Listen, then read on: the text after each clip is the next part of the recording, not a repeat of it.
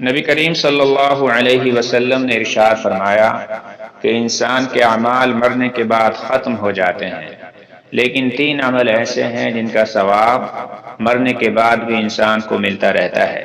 اس میں ایک عمل نبی کریم صلی اللہ علیہ وسلم نے یہ بھی ارشاد فرمایا کہ وہ صدقہ جاریہ ہے، یعنی کوئی ایسا عمل آپ نے دنیا میں انجام دیا، یہ کوئی ایسی تعمیر کرا دی جس سے لوگ فائدہ اٹھائیں، یا کوئی نہر کھدوا دی، یا کوئی کنواں کھدوا دیا، یا کہیں ٹنکی لگوا دی، یا جہاں پر پانی کی ضرورت تھی وہاں پر پانی کا انتظام کرا دیا، یا اس کے علاوہ کوئی مدرسہ بنوا دیا یا مسجد بنوائی۔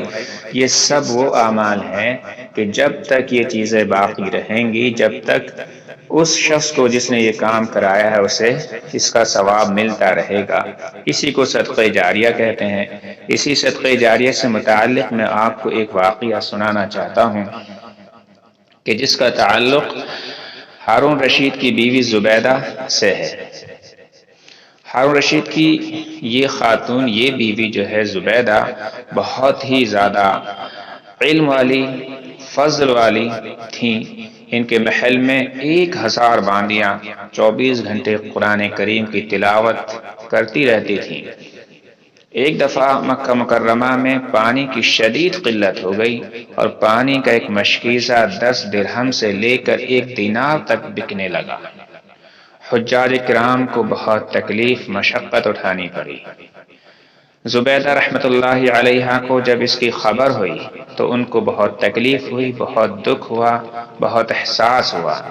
انہوں نے اپنے انجینئروں کو جمع کیا، سب کو بلا لیا اور ان سے مشورہ کیا کہ کسی طرح مکہ مکرمہ کے لیے پانی کا بہتر طور سے بندوبست کیا جائے اور پانی کے چشمے کی تلاش کی جائے۔ چنانچہ انہوں نے کافی تگودو سے ایک چشمہ طائف کے راستے میں اور دوسرا چشمہ نعمان وادی میں دریافت کیا، لیکن ان کا پانی مکہ مکرمہ تک پہنچانا بڑا جان جوکھوں کا کام تھا، بڑا ہی مشکل مرحلہ تھا۔ بہت ہی انتھک کوششوں کے بعد یہ کام انجام پا سکتا تھا، کیونکہ راستے میں پہاڑیاں تھیں جن کو کھودنا بہت ہی مشکل تھا، لیکن اس نیک خاتون نے حکم دیا کہ جتنا بھی خرچ ہو مکہ مکرمہ کے لیے پانی کا بندوبست کرنا ہی ہے، اور اگر کوئی مزدور پتھر پر ایک کدال مارنے کی 1 اشرفی بھی طلب کرے تو میں دینے کے لیے تیار ہوں۔ چنانچہ میرے بھائیو، بزرگوں، دوستو، 3 سال کی شب و روز محنت کے بعد 33,000 میٹر 33 کلومیٹر لمبی نہر تیار کی گئی، جس کو ریت سے بچانے کے لیے اوپر سے ڈھانپا گیا۔ راستے میں کئی جگہ مسافروں کے پانی پینے کے لیے انتظام کیا گیا، اور بارش کے زمانے میں بارش کے پانی کو بھی نہر میں ڈالنے کا بندوبست کیا گیا۔ اس میں ایسا مصالحہ استعمال کیا گیا کہ اس کا پانی رس کر ریتیلی زمین میں جذب نہ ہو۔ نہر کی تیاری پر 70 لاکھ دینار خرچ ہوئے۔ جب حساب کا پرچہ ملکہ کو پیش کیا گیا تو اس وقت وہ دریائے دجلہ کے کنارے پر اپنے محل میں بیٹھی ہوئی تھی۔ اس نے وہ پرچہ لے کر اس کو دیکھے بغیر یہ کہہ کر پانی میں بہا دیا کہ حساب کو حساب کے دن کے لیے چھوڑو، یعنی اس پرچے کے حساب کی کوئی ضرورت نہیں ہے، اس کو میں نے آخرت کے حساب کے لیے چھوڑ دیا۔ اور کہا، جس نے مجھ سے حساب میں سے کچھ لینا ہو لے لے۔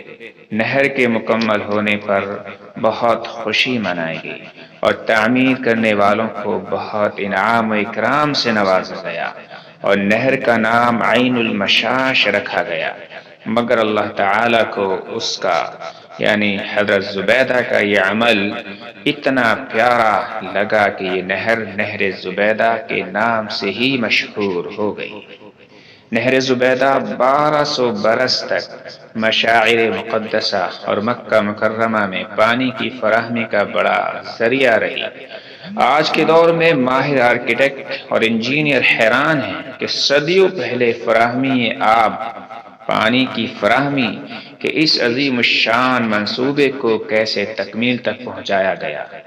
نہر زبیدہ کا منصوبہ اس وقت کے ماہرین نے 10 سال کے عرصے میں مکمل کیا۔ تو یہ ایک وہ عمل ہے جو حضرت زبیدہ رحمۃ اللہ علیہ کی طرف سے ایک صدقہ جاریہ تھا۔ ہمیں یقین ہے کہ اس نہر کی وجہ سے ان کا عمل ان کے انتقال کے بعد بھی برابر ان کی روح کو ثواب پہنچا رہا ہوگا۔ اللہ تعالیٰ سے دعا ہے کہ اللہ تعالیٰ ہمیں بھی ایسے اعمال کرنے کی توفیق نصیب فرمائے جو ہمارے لیے بعد مرگ کے صدقہ جاریہ بن جائیں۔